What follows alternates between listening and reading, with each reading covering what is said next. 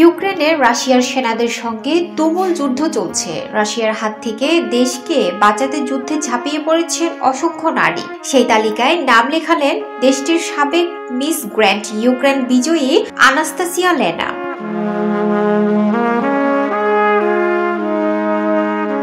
High heel fashion বুট ছেড়ে এবার তিনি সেনা বুট পরেছেন। দেশটির প্রেসিডেন্ট জনগণকে অস্ত্র হাতে তুলে নেওয়ার আহ্বান জানান। সে আহ্বানে ডাক দিয়ে নিজের সৌন্দর্যকে বিসর্জন দিয়ে মাতৃভূমির রক্ষায় যুদ্ধের ময়দানে এখন আনাস্তাসিয়া লেনা।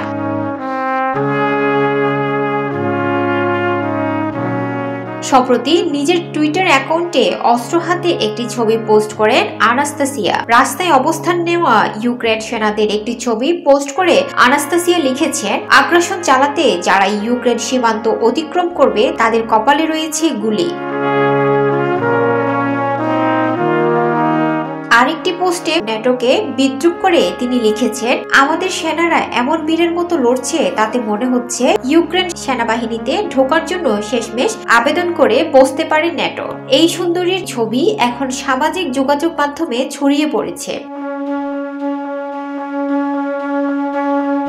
এদিকে আরেক চমক দেখিয়েছেন স্কাই স্পোর্টস নিউজের এক সংবাদ উপস্থাপিকা। রুশ হামলার প্রতিবাদে ও ইউক্রেনের সমর্থনে ইউক্রেনের পতাকার রং ও নীল ও হলুদের পোশাক পরে শনিবার সংবাদ পড়েছেন হ্যালি ম্যাককুইন নামের উপস্থাপিকা। রুশ হামলায় লণ্ডভণ্ড ইউক্রেনের সমর্থনে দেশটির দুই রঙের সঙ্গে মিলিয়ে পোশাক পরে শনিবার অফিসে আসেন উপস্থাপিকা ম্যাককুইন। এমনকি ওই পোশাক পরেই সংবাদ উপস্থাপন করেন।